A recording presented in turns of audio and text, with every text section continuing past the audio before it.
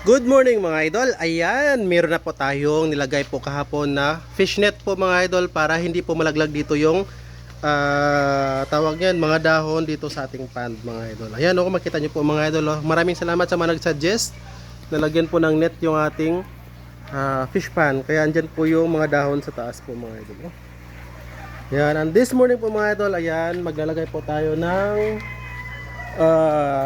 top up nating probiotics. Yan, with molasses po ito siya mga idol. 5 grams po na aqua nitrifying probiotics. At the same time, magpapakain po tayo mga idol.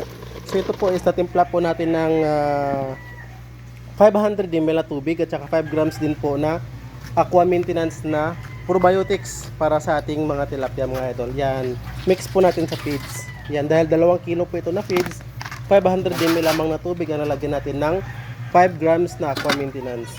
Yan, dyan na po sila mga idol. Saka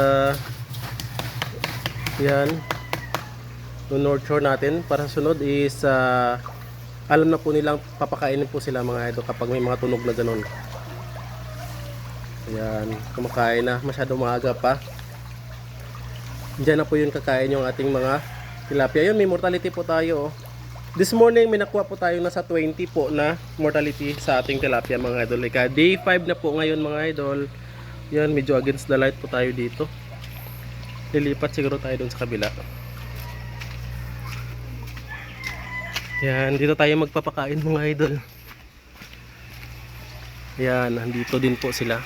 Ayan mo mga idol, oh. Yan is tumutulong din po yan para maikot yung tubig natin. Yan, tingnan niyo po, umiikot yung tubig natin. Yan, the same time, naglagay po tayo dyan ng harang muna na maliliit na net para makuha po muna yung mga dahon na hindi natin natanggal. Yan. Umiikot yung ating tubig. Yan, same time, magpapakain din tayo dito.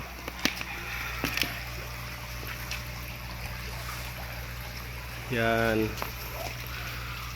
So yung feeds po natin is umiikot din po siya mga idol yung feeds natin sabay po ng ating tubig. Ayan, at least dito hindi po siya against the light. Ayan oh, ito yung ating mga dahon sa taas. Yan, sana hindi na mapasukan ng dahon.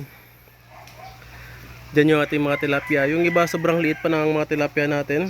At saka the same time mga idol, nagpagawa na rin po tayo ng ating hagdanan. Ito na po kasi sira na po yung kahoy natin ng hagdanan.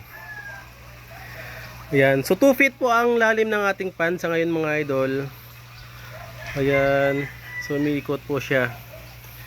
The same time dyan naglagay po tayo ng ating matala. So nag-work po ang pagpapaikot ng tubig even po na rectangular yung pan natin. 3 meter ang lawak niyan.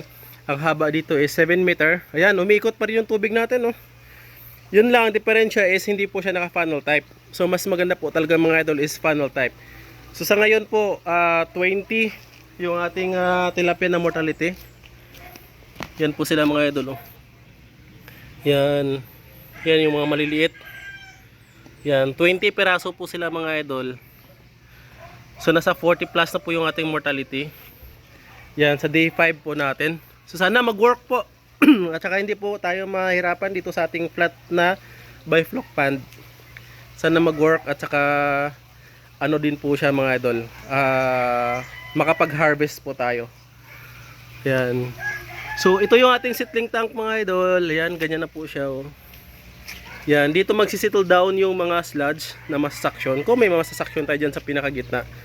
And I think yan na po. Oh. Yan.